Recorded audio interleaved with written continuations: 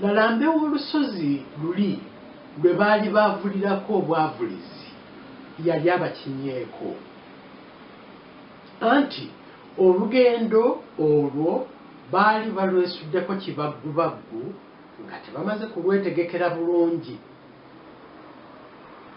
Ennaku ziri 11 ze baali bamaze nga kyekimu tebalina ke bazze eri mumwa zaali zibakenenudde okukamala. Kyokka bo ne banyiikirira ddala ng'akagobera embuga okutuusa ng'enjuba eggweredde ddala mu nnyanga.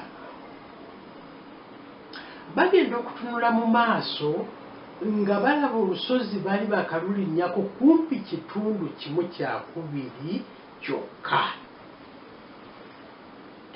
Baatuula wansi basalewo ekyokukola anti obudde bwali butandika okukonera.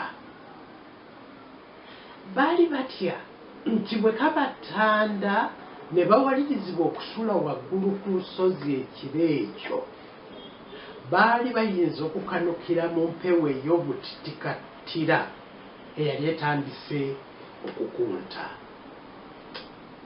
Ng'ate bwe balowooza okufunyamu okudda eri gye baali bavudde kyali kijja kutegeeza nti amaanyi gaabwe gonna gaali gafudde busa.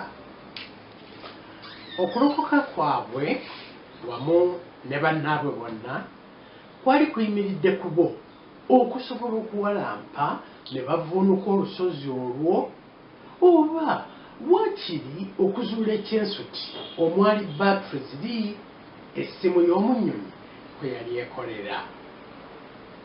Oluvannyuma baasalawo bamale gaguma basule ku lusozi ekiro ekyo.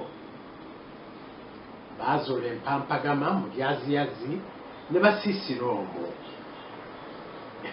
Empewo ey'obutiti tezirudde zigireese n'efuuwa bali n'ekatagga. Empewo eyo yatintimya abaana balenzi bali nedda ne mukati n'eratta okutuusa lwe yabaziba n'emimwa. Era ku bo mpaawo yalowooza nti ekiro ekyo yali akyabula ng'akyaboga. Era obudde okukya n'enjuba okuvaayo baalinga abalaba ku Katonda yennyini.